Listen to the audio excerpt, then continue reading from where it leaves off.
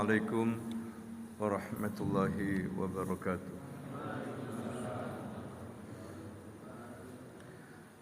Innal hamdalillah nahmaduhu wa nasta'inuhu wa nastaghfiruh wa natubu ilayhi wa na'udzu billahi min shururi anfusina wa sayyiati a'malina. Man yahdihillahu fala mudilla lahu wa man yudlil fala hadiya lahu.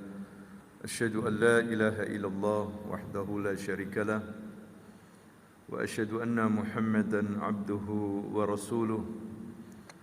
Allahumma salli wa sallim wa barik ala abdika wa rasulika Muhammad wa ala alihi wa ashabihi wa man tabi'ahum bi ihsanin ila yaumiddin, amma ba'du. Allahumma 'allimna bima yanfa'una wanfa'na bima 'allamtana. Rabbi zidna ilma warzuqna fahma wa arinal haqqan haqqa warzuqna ittiba'ah wa arinal batilan batila warzuqna ijtinabah wa adkhilna birahmatika fi ibadika salihin innaka waliyyu dzalika wal qadiru alaih. Bapak Ibu, para jemaah yang dimuliakan Allah Subhanahu wa taala, sebagai muqaddimah, marilah kita semuanya yang ada di sini meningkatkan ketakwaan kita kepada Allah Subhanahu wa taala. Apa itu takwa? Takwa itu adalah sebagaimana seorang sahabat Nabi yang bernama Talaq bin Habib, ketika ditanya tentang takwa, maka beliau radhiyallahu anhu menjawab, an ta'mal bi ta'atillah ala nurim minallah wa tarju sawabahu. Engkau melaksanakan ketaatan kepada Allah berupa amalan-amalan saleh dan berharap pahala dari Allah, dilakukan di atas cahaya dari Allah sesuai dengan ajaran Allah Subhanahu wa taala. Wa an tatruk ma'siyatallah ala nurim minallah wa takhafu iqabahu, dan meninggalkan perbuatan maksiat dan dosa dan takut kepada siksa Allah. Itu pun lakukan dengan cara yang diajarkan oleh Allah Subhanahu wa taala. Itulah takwa, Bapak Ibu, yang merupakan solusi dari segala masalah-masalah yang ada di dunia ini, baik itu dari sisi pribadi, kelompok, bahkan negara. Ya, solusinya mengatasi masalah tanpa masalah adalah apa? Takwa kepada Allah Subhanahu wa taala. Bukan datang ke Pegadaian. Tapi besok Gadai libur ya. Jadi takwa dasarnya apa? Firman Allah dalam surah At-Talaq. Allah berfirman, "Wa may yattaqillaha yaj'al lahu makhraja wa yarzuqhu min haitsu la yahtasib."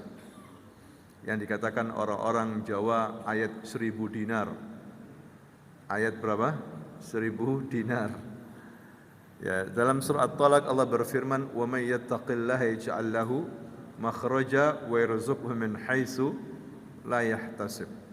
Barang siapa yang bertakwa kepada Allah, maka akan diberikan jalan keluar kalau dia punya masalah-masalah, dan dikasih rezeki dari arah yang dia tidak sangka-sangka.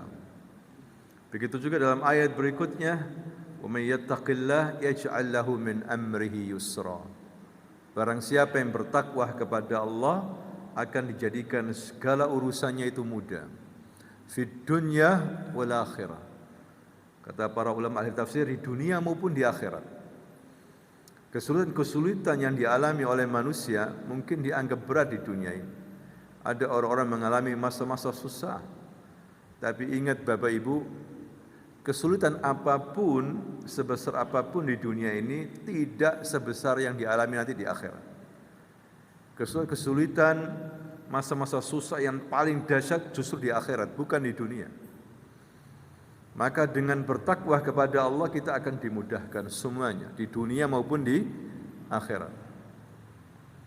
Ini solusinya. Ya, tidak ada yang lain, hadirin sekalian.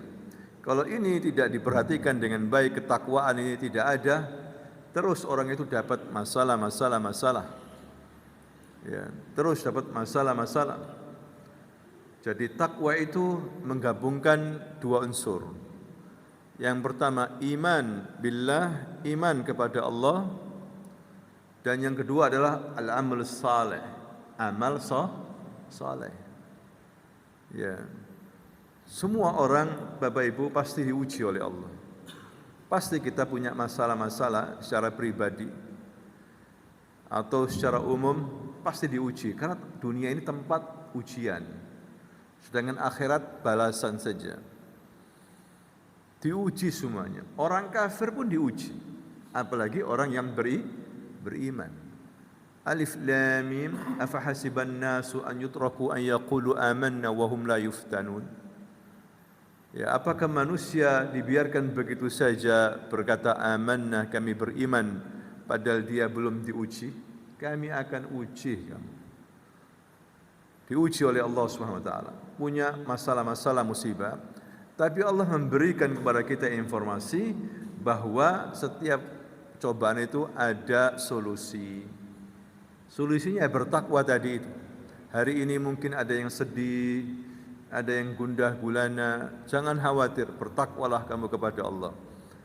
Ya. Terutama hadirin sekalian dalam bermuamalah, Ya, dalam bermuamalah ini juga ada dua hal yang harus kita perhatikan apabila kita ingin mendapatkan rezeki. Yang pertama adalah kita bekerja ya dengan cara yang baik, dan yang kedua minta tolong kepada Allah. Ya, sebagaimana Rasulullah berkata atau bersabda, wahris ala ma yanfa'uka wasta'in billah. Ya, bekerjalah, berbuatlah yang maksimal agar kau mendapatkan manfaat. Wasta'in billah, dan tapi jangan lupa minta kepada Allah. Ya, karena Allah yang memberikan apa? Rezeki. Minta kepada Allah, berdoa. Jangan hanya mengandalkan kerja, ya, tetapi tidak minta kepada Allah. Hadirin sekalian. Nah, yang kita bahas malam hari ini Bapak Ibu tentang akad mudharabah. Akad apa? Mudharabah. Apa yang disebut dengan mudharabah itu? Ada juga istilah lain dari mudharabah, muqaradah atau qirat. Mudharabah itu sering dipakai oleh istilah orang-orang ahli fiqih daerah Irak sana, Syam. Mereka suka mengatakan mudharabah. Sedangkan muqaradah atau qirat ya sering dipakai oleh ahli Hijaz ya dari mazhab Syafi'i atau mazhab Maliki. Ya, sedangkan mudharabah sering dipakai oleh istilah mazhab Imam Hanbali, Imam Ahmad bin Hanbal dan Imam Abu Hanifah memakai mudharabah. Yang sering terdengar di masyarakat kita mudharabah. Apa itu mudharabah? Ya, yaitu suatu akad serikat dagang antara dua pihak. Ya, pihak pertama dan pihak kedua, A dan B. A sebagai pemilik modal yang punya uang. Sedangkan B adalah pelaku usaha. Pelaku apa? Usaha. A sebagai bos bahasa kita. B sebagai pegawai. Nah, dalam Islam Bapak Ibu dibolehkan akad mudharabah ini. Bahkan sebelum Nabi datang, bangsa Arab sudah sering mempraktekkan apa yang disebut dengan mudharabah ini. Ya. Walaupun dasarnya tidak banyak dalam Al-Quran secara langsung, tapi secara umum itu ada. Istilahnya kerjasama dalam suatu usaha di antara dua pihak, ya, yang saling menguntungkan, yang saling ridho. Itu namanya apa? Mudharabah. Nanti tentang masalah hasil keuntungan ya dibicarakan ya berapa persen bosnya itu berapa persen, yang punya uang itu berapa persen. Sedangkan pegawainya, pelaku usaha itu berapa persen. Misalnya pemilik modal, ya sahibul mal atau rabbul mal, ya 40%. Ia menjalankan usaha, pelaku usaha 60%, seperti itu. Ini dibolehkan sebagaimana Allah Subhanahu wa taala berfirman dalam surah An-Nisa ayat 29, "Ya ayyuhalladzina amanu la ta'kulu amwalakum bainakum bil batili illa an takuna tijaratan an taradin minkum." Wahai orang-orang yang beriman, jangan kalian makan ya harta-harta di antara kalian dengan cara yang batil, kecuali harus saling ridho ya di antara kalian dengan cara yang baik, kerjasama yang baik. Ya, ini dasar daripada mudharabah, perniagaan yang didasari atas suka sama suka. Ya, kemudian yang kedua firman Allah Ta'ala, "Laisa 'alaikum junahun an tabtaghu fadlan min rabbikum." Bukanlah suatu dosa atasmu untuk mencari karunia dari Rabbmu dengan cara-cara yang diridhai. Ya. Begitu juga dari sunnah, dari hadis Nabi, Bapak Ibu. Di sini ada dalil ya, secara umum mudharabah. Hadis Abdullah ibn Umar sebagai berikut, "Anna Nabiy sallallahu alaihi wasallam dafa'a ila yahudi Khaybar nakhla Khaybara wa ardaha ala an ya'tamiluha min amwalihim wa li Rasulillah sallallahu alaihi wasallam syatru thamariha." Muttafaqun alaih. Hadis ini diriwayatkan Bukhari Muslim. Artinya bahwa Nabi sallallahu alaihi wasallam menyerahkan kepada bangsa Yahudi di Khaybar kebun kurma dan ladang di daerah Khaybar itu, agar mereka menggarapnya dengan biaya dari mereka sendiri, dengan perjanjian Rasulullah sallallahu alaihi wasallam mendapatkan separuh dari hasil panennya. Ceritanya bagaimana kok sampai terjadi seperti ini? Khaybar, Bapak Ibu, dulu itu markas besarnya Yahudi. Ya, di luar Madinah, jauh dari Madinah. Di Madinah ada 3 suku Yahudi besar juga. Ya, yaitu Bani Qainuqa, yang kedua Bani Nadir, dan yang ketiga Bani Quraidah. Ketika Nabi datang, mereka ini berjanji sama Nabi, membuat perjanjian damai. Tidak boleh saling mengganggu, toleransi, ya bagimu agamamu, bagi kita agama kita. Jelas itu. Ya, tidak boleh saling apa? Ganggu. Ternyata Bani Qainuqa mengganggu. Ya, mereka membunuh seorang muslim di pasar, bahkan menelanjangi seorang muslimah. Ya, maka Nabi marah mengusir mereka. Kemudian Bani Nadir begitu juga. Nabi baik-baik datang ke rumah kepala suku mereka, Bani Yahudi, perempuan Yahudi. Ternyata mereka menyiapkan pembunuhan berencana. Mau melempar batu besar di atas genteng kalau Nabi itu pulang di pintunya itu. Tapi Nabi diberitahu malaikat Jibril. Akhirnya Nabi tiba-tiba pulang tanpa pamit sudah. Sehingga mereka belum siap. Mereka juga akhirnya diusir. Kemudian yang ketiga, Bani Quraidah ikut serta berkhianat, memerangi umat Islam di Madinah dari belakang umat Islam, bekerja sama dengan kafir Quraisy dalam perang Ahzab. Ya, ikut menghabisi umat Islam. Maka Nabi setelah perang Ahzab diperintahkan sama Allah untuk pergi ke Bani Quraidah, mengepung mereka. Akhirnya mereka juga sebagian dieksekusi, sebagian diusir. Selesai sudah Yahudi Madinah, Bapak Ibu. Diusir semuanya oleh Nabi karena kesalahan-kesalahan mereka sendiri. Ya, yang melanggar janji.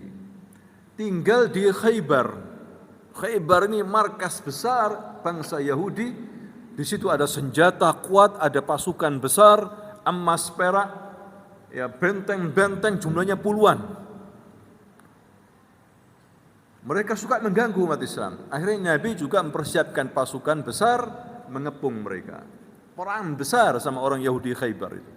Dari benteng 1, benteng kedua, benteng ketiga, puluhan, ada yang mengatakan 20 lebih benteng. Kuat sekali. Tapi alhamdulillah dengan bantuan dari Allah, mereka ini takut dan kemudian menyerah. Kan menyerah ya. Akhirnya otomatis daerah situ milik siapa? Umat Islam. Perkebunannya, ya peternakannya, semua barang-barang dirampas sama umat Islam. Ya, tapi Nabi tidak membantai mereka, hadirin sekalian. Nabi berbincang sama mereka. Begini saja, kalian tidak ada masalah, kerja seperti biasa, kebun, peternakan, terserah, tidak ada masalah. Ya, modal dari kalian selama ini begitu.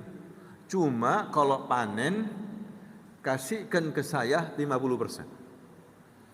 Ya, kalau panen apa?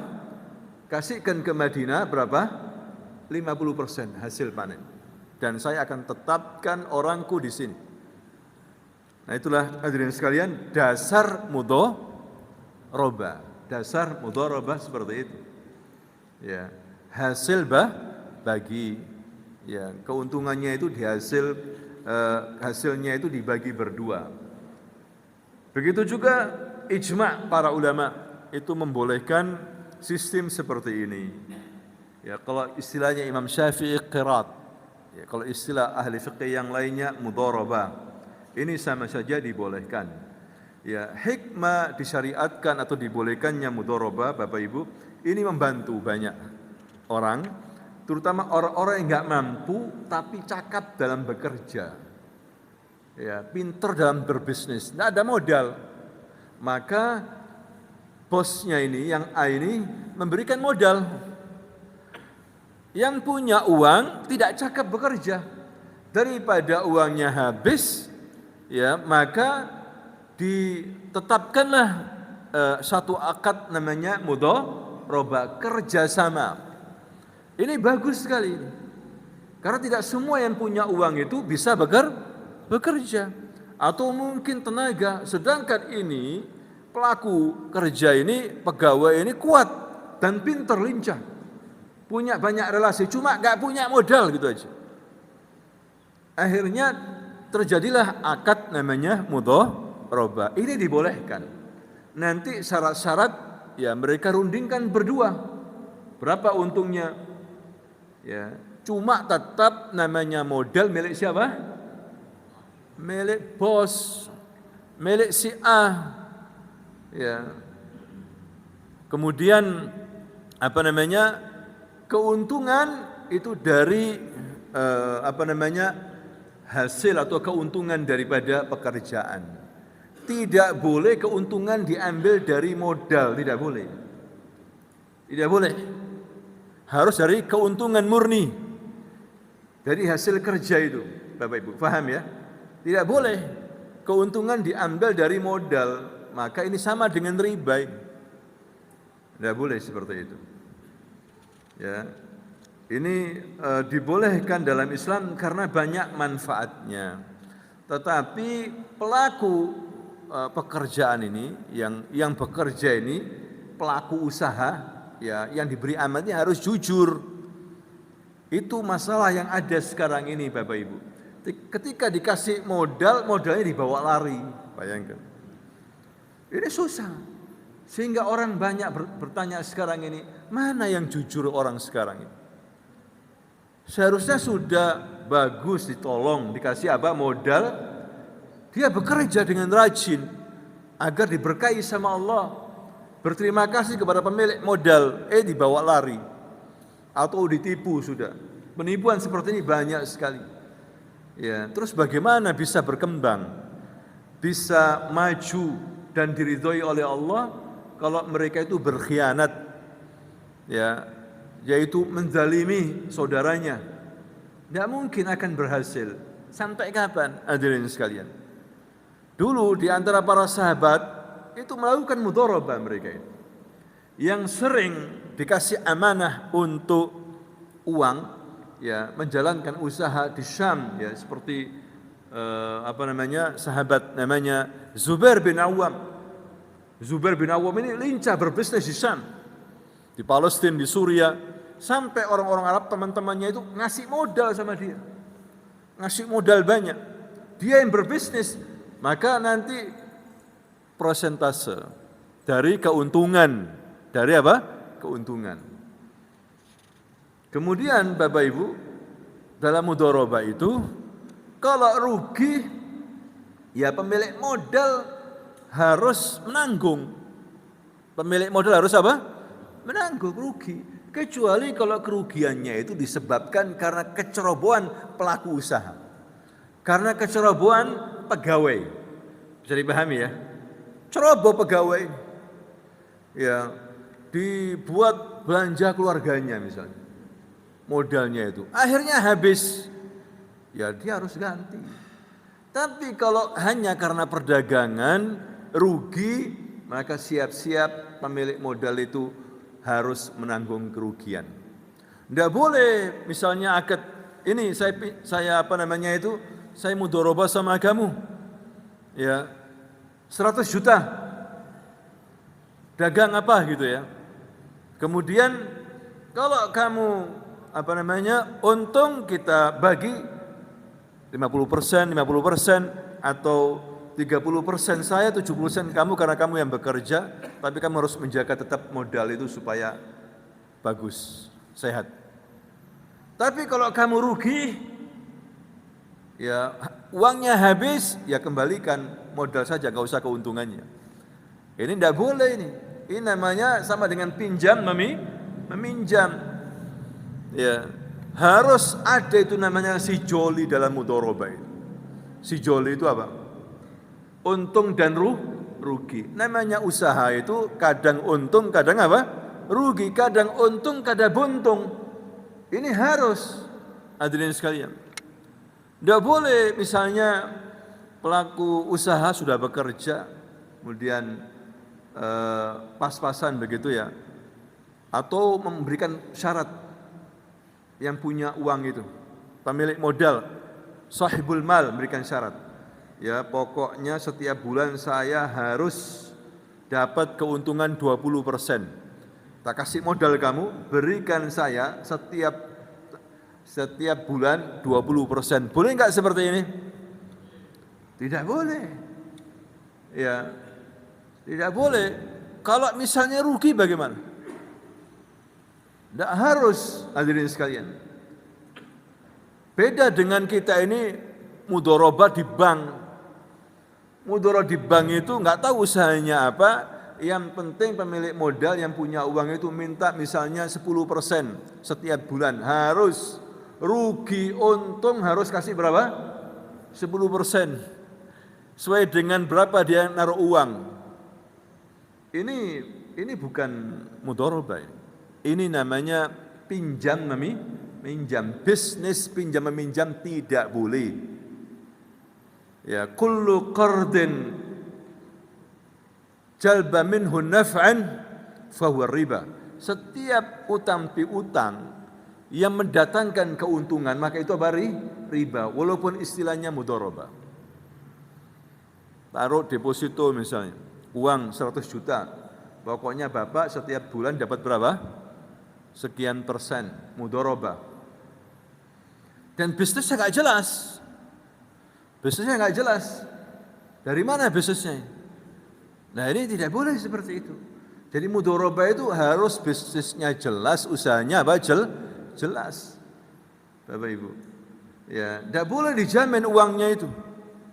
Pokoknya uang kamu saya jamin tetap ada. Kamu dapat 10% setiap bulan. Ini tidak benar seperti ini. Paham ya? Mudharabah yang syar'i dengan bisnis utang piutang. Ya. Kalau mudharabah jelas bisnisnya itu. Ya, dan kebanyakan antara dua pihak saja, A sama B. Kalau melibatkan banyak orang itu namanya musyarakah. Musyarakah syarikat. Ya, syarikat itu banyak. Kalau mudharabah biasanya cukup dua orang. Sahibul mal wal amil. Ya, orang yang punya harta dan pekerjanya. Ya, seperti itu. Yang pertama yang harus dilakukan, harus menjalankan rukun-rukun mudharabah, yaitu pertama ijab dan qabul. Ya, seperti seorang mengatakan, saya ajak Anda untuk bekerja sama dalam usaha. Ya, saya sebagai pemodal dan Anda sebagai pelaku usaha, dengan ketentuan pembagian untung, ya, hasil nanti 50%, 50-50. Kamu 50%, saya apa? 50%. Itu namanya ijab. Kalau qabul, pelaku usaha mengatakan, baiklah, saya terima tawaran Anda. Itu namanya ijab dan apa? Qabul. Jadi harus jelas syarat-syaratnya nanti, Bapak Ibu. Nah itu ijab dan qabul, ya. Kemudian ada pemodal, ada pelaku usaha, ada bos, ada yang bekerja. Ya. Yang bekerja ya harus merdeka, bukan budak. Karena budak harus izin tuannya kalau meninggalkan rumah. Ya, enggak bisa. Dulu banyak perbudakan, Bapak Ibu, karena perang, ya, biasanya begitu. Kalau sekarang ya hampir tidak ada. Atau mungkin ada di Suriah sana perang, menguasai, semuanya dijadikan budak. Bisa jadi. Ya, biasanya perbudakan itu timbul karena ada peperangan. Ya.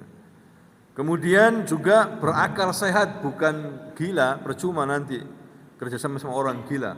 War-rasyid, rasyid itu orang yang mampu mengerjakan pekerjaan ini, memegang uang, membelanjakan uang, bisnis, ini orang yang rasyid, yang ngerti, seperti itu. Ya. Jadi bukan orang yang tidak ngerti. Kemudian juga harus mampu membelanjakan tadi itu. Kemudian modal. Ya, kemudian modal dari harta yang halal tentunya. Nah, itulah Bapak Ibu rukun-rukun, ya, dari mudharabah. Ada mudharabah mutlak. Dan ini pendapat yang yang diyakini oleh Al-Imam Malik dan juga Imam Ahmad. Sedangkan menurut Imam Syafi'i, ya, itu tidak ada mutlak, ya. Ada namanya terbatas, ada namanya mutlak. Kalau mudharabah terbatas itu artinya begini, pemilik modal, Bapak Ibu, mengatakan, ini uang nanti kamu bisniskan, misalnya bisnis apa? Jual pulsa misalnya. Tak kasih kamu modal, jual pulsa, tapi bisnis jual pulsa. Tidak boleh yang lain. Maka ini harus disepakati. Ya, tidak boleh tiba-tiba yang pelaku usaha ini bisnis kambing, nggak tahunya. Padahal kesepakatannya bisnis apa? Pulsa. Ini tidak boleh. Kecuali mudharabah yang mutlak. Pendapat Imam Ahmad, ya, boleh. Pokoknya ini uang, terserah kamu. Kamu mau bisnis apa, mau pekerja apa, ini uang gunakan. Nanti kita bagi hasil dari keuntungan 70%, 30%, atau 60%, 40%. Terserah kamu mau bisnis apa. Mau bisnis kambing kek, mau bisnis pulsa, terserah kamu. Nah, ini tidak ada masalah, Bapak Ibu. Ya, enggak ada masalah. Ya, ada yang mengatakan mutlak itu enggak boleh. Terbatas tidak boleh, harus mutlak. Karena dengan mutlak itu pelaku usaha bebas mau bisnis apa. Yang penting halal. Bisa dipahami ini, ya. Pelan-pelan. Karena banyak Bapak Ibu bisnis mudharabah ini. Dan itu bagus. Kalau misalnya pelaku usaha ini cakap. Ya, dan amanah. Enak Bapak Ibu, yang punya uang tinggal duduk di rumah. Ya, pokoknya untung dia dapat sekian persen. Kalau rugi harus menanggung. Ya, siap menanggung. Pelaku usaha, orang bekerja datang, Pak, bulan ini kita enggak untung, Pak, rugi. Ya, sudah apa-apa, sudah. Harus siap menerima, enggak boleh kamu harus tetap bayar. itu bukan mudharabah itu. Ya, itu tidak boleh seperti itu, Bapak Ibu. Harus dihargai. Dia sudah bekerja tapi rugi, bila perlu dikasih hadiah. Ya, dikasih berapa begitu. Agar dia semangat, tidak putus asa untuk apa? Bekerja. Nah, ini cara Islam Bapak Ibu agar kita tahu bagaimana itu mudharabah. Kemudian yang diperkarakan Bapak Ibu adalah bagaimana kalau pegawai ini ya udah dikasih modal misalnya 100 juta. Dia nggak bekerja, tapi dia nyuruh temennya. Kamu tak kasih modal, nyuruh si C. Wahai si C, saya punya uang ini. Tapi juga pinjaman orang. Ya. Kamu kan pintar bekerja, udah ini kamu aja. Nanti saya kasih persen. Boleh nggak seperti ini? Yang dapat untung si C, B tidak boleh ngambil 1% pun tidak boleh. Ya, tidak boleh main-main seperti itu. Lebih baik dia keluar. Kalau dia mengambil, haram hukum. Karena orang yang mudharabah itu, ya pihak kedua yang bekerja sebagai amil ya, atau yang dikasih modal harus bekerja. Kalau dia lempar ke orang lain, pihak ketiga yang kerja, tapi dia minta uang, ya minta apa? Persenan. Ya, ini hukumnya apa? Haram, tidak boleh. Ya. Apalagi tanpa sepengetahuan siapa? Pemilik modal. Ya, ini nakal ini. Tidak boleh seperti itu. Dan tidak berhak karena dia tidak bekerja.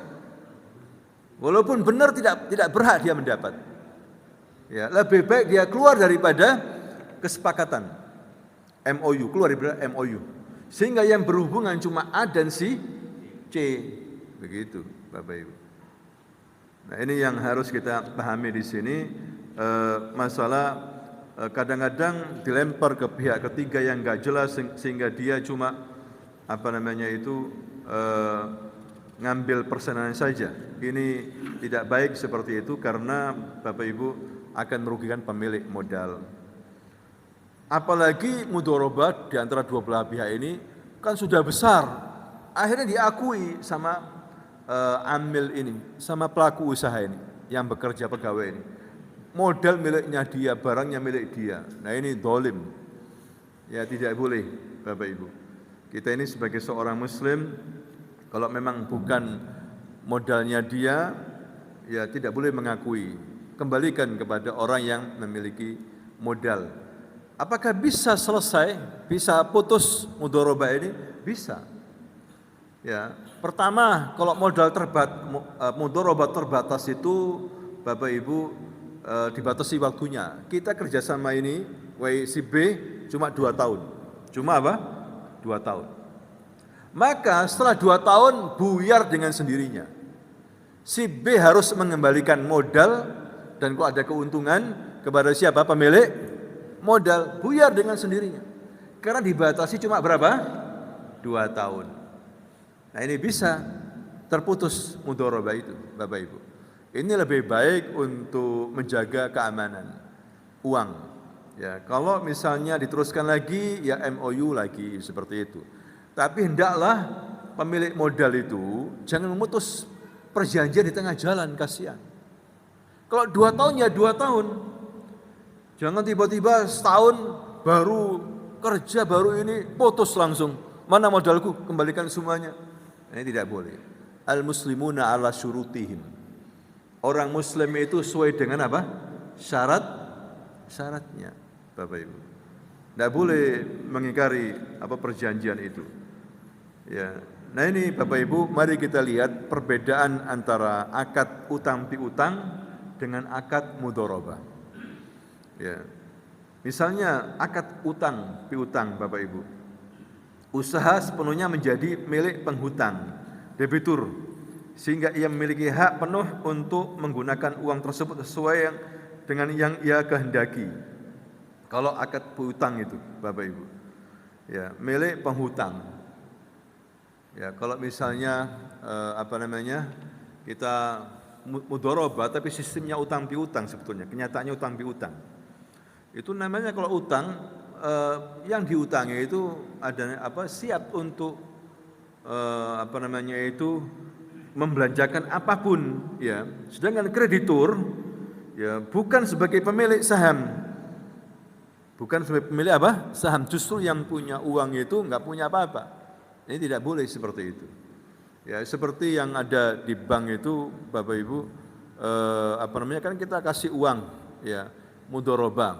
Ternyata uang mereka yang berhak untuk membelanjakan apapun begitu ya. Nah itu tidak boleh seperti itu. Seakan-akan uang itu milik mereka, padahal uang itu milik siapa? Kita.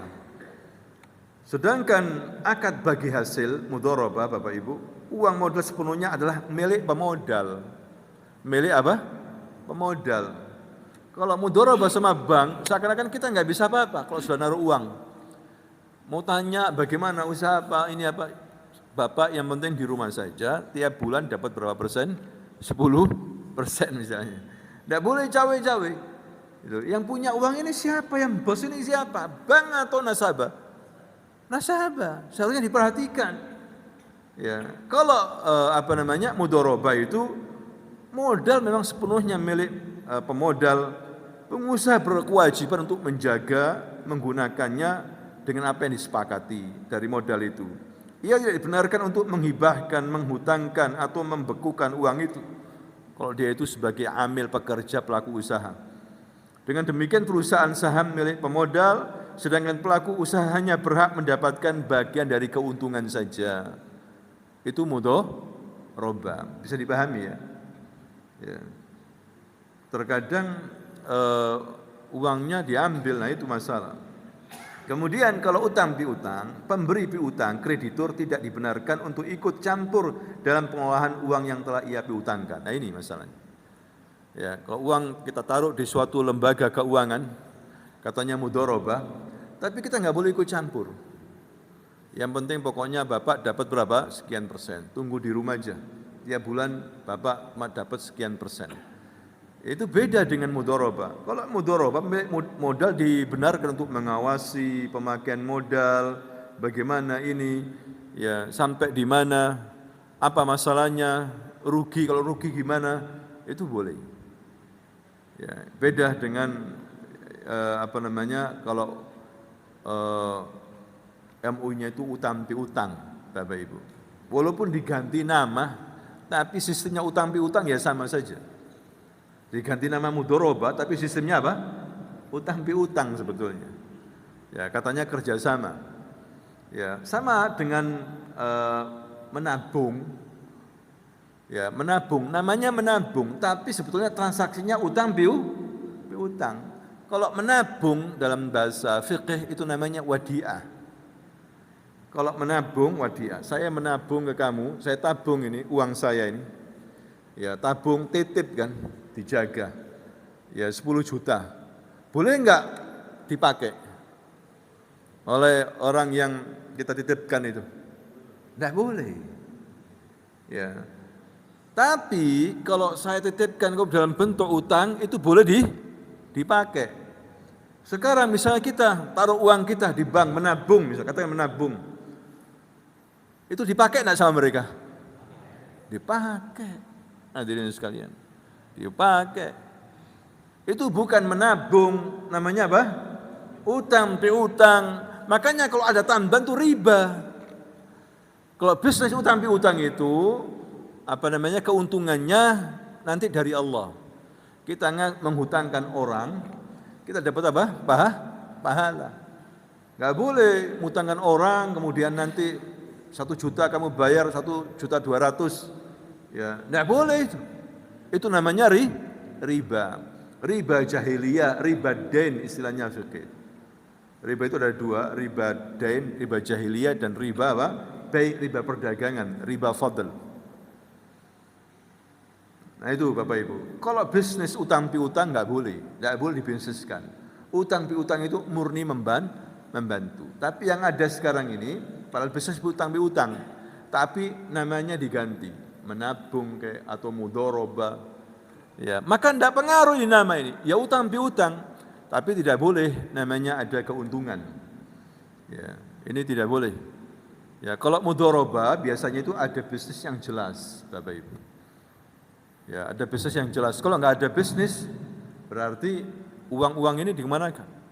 Dibisniskan ke bursa saham atau dipinjamkan sehingga dia mendapatkan riba banyak. Ya, riba itu kemudian diberikan kepada orang yang apa? Mudharabah tadi itu. Ya, itu yang ada, Bapak Ibu. Ya, ini istilah-istilah terkadang tidak dipahami oleh orang awam.